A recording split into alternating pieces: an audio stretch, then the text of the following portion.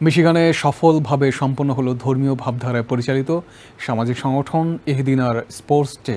Warren শহরের হলমিচ পার্কে দিনব্যাপী চলা এই ক্রীড়া আয়োজনের ইহদিনা পরিবারের সদস্যদের পাশাপাশি স্থানীয় মুসলিম কমিউনিটির বিভিন্ন বয়স ও পেশার মানুষ স্বতঃস্ফূর্তভাবে অংশ নেন। ছোটদের দৌড় প্রতিযোগিতা আর বড়দের ফুটবল, ভলিবল, হাড়ি ভাঙা ও দড়ি টানাটানির প্রতিযোগিতা উৎসবমুখর পরিবেশের সৃষ্টি করে।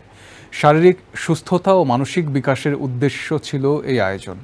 বিজয়ীদের হাতে পুরস্কার তুলে দেন অতিথিরা। এছাড়া দাওয়াহ সেশনে যুবকদের উদ্দেশ্যে বাংলা ও ইংরেজি ভাষায় কোরআন ও হাদিসের আলোকে অনুপ্রেরণামূলক বার্তা তুলে ধরা হয় ক্রীড়া অনুষ্ঠানে।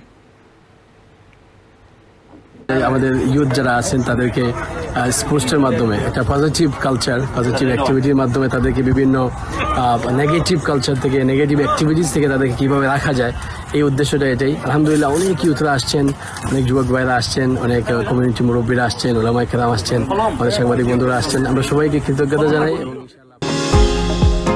নিউ ইয়র্ক থেকে সম্প্রচারিত TVN 24 টেলিভিশন বিশ্বজুড়ে বাঙালির কণ্ঠস্বর।